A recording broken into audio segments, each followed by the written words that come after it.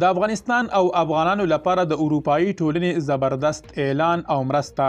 درنو لیدونکو ستړي مه شئ.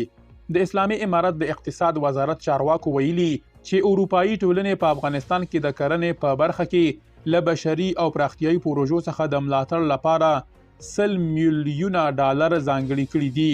د 15 یا پنجشنبې پر ورځ د لړم پر 18 په یوې خبرپاڼه کې لیکل شوي چې د دغو پیسو ژمنه د افغانستان لپاره د اروپایي ټولنې استازي د اسلامي امارت د اقتصاد له وزیر دین محمد حنیف سره په لیدنه کې کړې ده. د اسلامي امارت د اقتصاد وزیر د اروپایي ټولنې له مرستې هرکلی کړی او د لا ډېر همکارۍ غوښتنه یې کړې ده. نوموړي ډېره کړې چې د اروپایي ټولنې پراختیایي مرستې او له خصوصي سکتور ملاتړ کولی شي د لږ عاید لرونکو کورنیو وضعیت ښه کړي.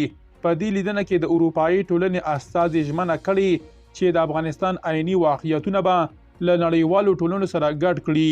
د یادونې ده چې د روانې میاشتې په لومړیو کې هم اروپایي ټولنې د افغانستان له روغتیا سکتور سره د مرستې لپاره د روغتیا نړیوالې ټولنې ته 10 میلیونه یورو ځانګړي کړي وي. د اسلامي امارت اقتصادي مرستیالۍ پر خپل ایکس پاڼه لیکلي چې اسلامي امارت د سوداګرۍ د ودې په موخه د سوداګریزو بندرونو عصري کول او د بنسټونو پراختیا په خپلو کاري لومړیتوبونو کې نیولې ده. دوی ډیروي چې په هیواد کې د صادراتو د پراختیا او له سیمې او نړۍ سره د اقتصادي اړیکو د ټینګښت لپاره اړتیا ده د هیواد سوداګریز او ترانزیټي بندرونه په نړیوالو معیارونو برابر کړي. د خصوصي سکتور غړي هم وایي چې د هیواد په بندرونو کې اوس د اقتصادي فعالیتونو او صادراتو په برخه کې له ګڼو ستونزو سره مخ دي.